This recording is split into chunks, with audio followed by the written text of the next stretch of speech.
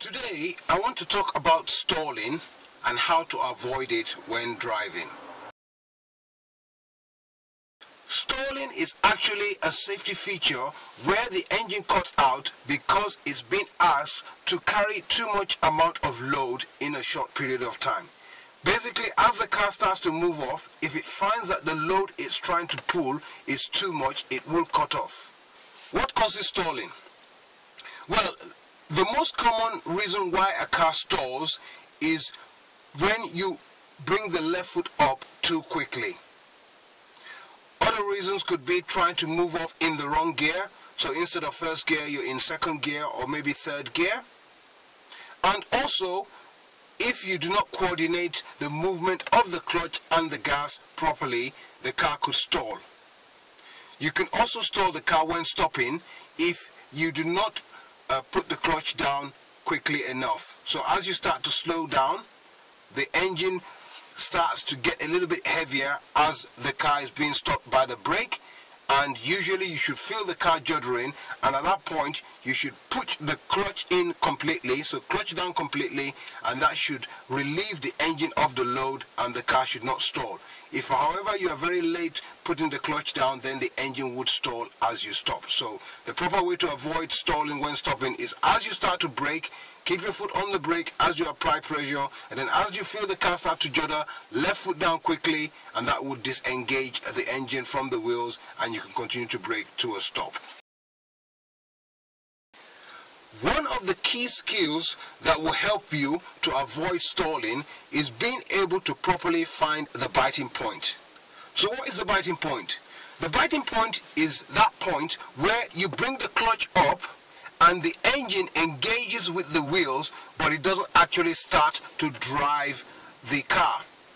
Now, you probably have been taught the POM system for moving off.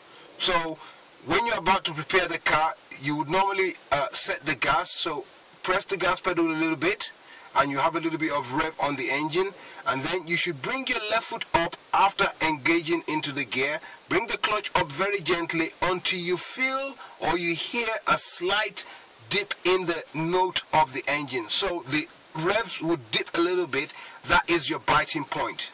Now, if you actually find the biting point properly, that is, if you've got the biting point at the exact point that it should be, when you release the handbrake, the vehicle should not move at all. So a key point is if you get the biting point accurate, the car will not move. It doesn't matter if you're on a flat road or if you're on a hill. If the biting point is accurate, the car should not move. And I'm going to demonstrate that to you now. Okay, so here I am on a flat road, and to prove that the car is actually on a flat road, I'm just going to release the handbrake. So there's the handbrake down, and as you can see, the car does not move anywhere. Okay, I'm going to put my handbrake back up. Now I'm going to get the car at the biting point. So first of all, I'm going to press the gas pedal a little bit. So there's the gas. Now I'm going to put it into gear. So I'm going to put it into first gear. And now what I'm going to do is going to get the biting point. So I'm going to bring my left foot up until I feel I've got the biting point. So the note of the engine has gone down a little bit. So there's the biting point. Now let's see if it's accurate. I'm going to put my handbrake down. So handbrake goes down and the car doesn't move. So now I've got the biting point. Now to prove that I've got the biting point, I'm just going to bring my left foot up a little bit more and you just feel the car start to move. There's the car moving, and I'm going to stop the car again. Okay, so that's how we get the biting point. Now once you've got the biting point, you should keep your feet still as you release the handbrake. So obviously you would do your observations. So do your observations. If it's safe, put the handbrake down, and like I said earlier on, the car should not move. I've got the biting point. Now keeping both feet still, I'm going to release my handbrake. So the handbrake goes down, and now I'm going to coordinate the left foot and the right foot gently. I'm going to start bringing my left foot up as I press my right foot down. So left foot up gently, right foot down, and the car starts to move off, and I drive off. And that's how I move off smoothly without stalling the vehicle. Now we're going to have a look at moving off on a hill. Now this is one of the skills where a lot of pupils kind of get very scared because they don't want the car to roll back, and therefore they get into all sorts of problems. So let's go through moving up on a hill and let's see how we can actually simplify the process. Alright, so first of all, let's demonstrate that we're actually on a hill. I'm going to use my foot on the foot brake, put my handbrake down. Now as I take my foot off the brake, you can see the car rolling backwards. So we are definitely on a hill, so we want to prevent the car from rolling backwards. So as I said earlier on, if you get the biting point properly, the car should not move on the hill. So first of all, let's set our gas. So we've got a little bit of gas. I'm going to get the biting point, so I feel the note of the engine change.